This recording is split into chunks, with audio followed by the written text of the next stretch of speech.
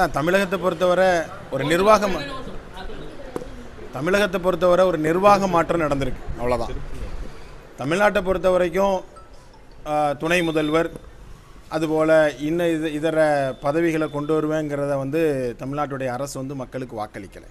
அதனால் அதை காட்டிலும் எத்தனையோ வாக்குறுதிகள் இதுவரை காற்றில் பறக்க விடப்பட்டிருக்கு. இதுவரைக்கும் இந்த அரசு 3 ஆண்டுகளாக பொறுப்பேற்று பல்வேறு சமூகங்களும் இன்றைக்கு காவிரி டெல்டா வேளாண் மண்டலத்தை பாதுகாப்போம் என்கிற கோரிக்கையோடு இன்றைக்கு ஒரு மாபெரும் போராட்டம் நடைபெறுது. அந்த போராட்டத்தில் கலந்து கொள்ளத்தான் வருகை தந்திருக்கிறேன். அந்த அடிப்படையில் கொடுக்கப்பட்டிருக்கிற பல வாக்குறுதிகள் இன்னும் நிறைவேற்றப்படாமல் இருக்கிறது. எனவே அதை நோக்கி மரியாதைக்குரிய ஸ்டாலின் அவர்களுடைய அரசு அதற்காக வேண்டி கவனம் செலுத்த வேண்டும். இருந்தாலும் தேர்ந்தெடுக்கப்பட்டிருக்கிற புதிய பொறுப்புகளில் தேர்ந்தெடுக்கப்பட்டிருக்கிற அனைவருக்கும் எஸ்டிபி கட்சியின் சார்பில் எங்களது வாழ்த்துக்களை நாங்கள் தெரிவித்துக் கொள்கிறோம்.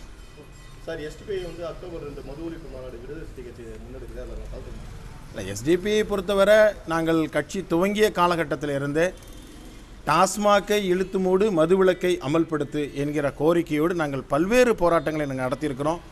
இன்னும் சொல்லப்போனால் எஸ்டிபி கட்சியில் ஒருவர் உறுப்பினராக வேண்டும் என்று சொன்னால் கூட அவர் இந்த மது போன்ற தீமைகளிலிருந்து விலகி இருக்கிற ஒருவராக இருக்க வேண்டும் என்கிற நிபந்தனைகளை வைத்து செயல்படுகிற ஒரு செயல் வீரர்களை அடிப்படையாக கொண்ட கட்சியாக நாங்கள் இருக்கிறோம். இந்த கோரிக்கைக்கு நாங்கள் உடன்படுகிறோம். ஆனால் இதுவரை எஸ்டிபி கட்சிக்கு அந்த மாதிரி எந்த அழைப்பும் இல்லை. இது மாதிரி யார் மாநாடு நடத்தினாலும், இந்த நல்ல கோரிக்கைகளுக்காக வேண்டி யார் நடத்தினாலும் அவர்களை நாங்கள் வாழ்த்துக்கிறோம். இப்போ உள்ள காலகட்டத்தில் துணை முதல்வர் பதவிங்கிறது யாருக்கான தேவையாக இருக்குது? அதாவது ஒரு அரசு இது ஒரு அரசாங்கம் எடுக்க வேண்டிய முடிவு. இந்த அரசில் நான் ஒன்றும் கருத்து சொல்வதற்கு இல்லை. ஆனால் தமிழ்நாட்டில் இப்படியெல்லாம் ஒரு மாற்றத்தை செய்தாவது ஒரு புதுமையை இங்கே இருக்கிற மக்களுக்கு அல்ல, அங்கே இருக்கிற திமுகவை சார்ந்தவர்களுக்கு, அதனுடைய கட்சியினுடைய பிரதிநிதிகளுக்கு காட்ட வேண்டிய ஒரு அவசியம் இன்றைக்கு தமிழ்நாட்டுடைய முதல்வருக்கு இருப்பதாக நாங்கள் கருதுகிறோம். அந்த அடிப்படையில் தான் அவர் ஒவ்வொரு நாளும் ஒவ்வொரு விதமான புதுமையை செய்கிறார், ஆனால் சொல்லுகிறார். ஆனால் எதை செய்தாலும் அது மக்களுக்கு பலனளிக்கக்கூடிய விதத்தில் இருக்கிறதா? இன்றைக்கு புதிதாக சிறையிலிருந்து வெளிவந்திருக்கிற அமைச்சர் செந்தில் பாலாஜி அவர்களை இன்றைக்கு மின்சாரத்துறையினுடைய அமைச்சராக இன்றைக்கு மாற்றியிருக்கிறார். ஆனால் இந்த ஆட்சி பொறுப்பேற்பதற்கு முன்பு இருந்தே மாதந்தோறும் நாங்கள் மின் கணக்கீட்டு முறையை கொண்டு வரோம் என்று சொன்னார்.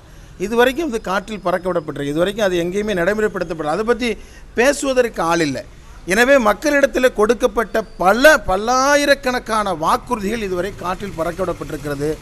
அதை செயல்படுத்துவதில் இந்த அரசு கவனம் செலுத்த வேண்டும். அது எந்த நிர்வாகத்தை வேண்டுமானாலும் அவர்கள் மாற்றிக்கொள்ளட்டும், யாரை வேண்டுமானாலும் அமைச்சராக்கி கொள்ளட்டும். ஆனால் அது மக்களுக்கு எந்த அளவிற்கு அது பலனளிக்கிறது என்பதுதான் மிக முக்கியமானது.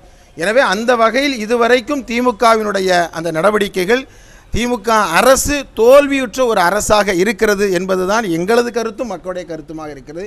இனி வரக்கூடிய காலங்களாவது மக்களுக்கு கொடுத்த வாக்குறுதிகளை நிறைவேற்றுகிற ஒரு அரசாக இந்த அரசு இருக்கும் என்று நாங்கள் எதிர்பார்க்கிறோம்.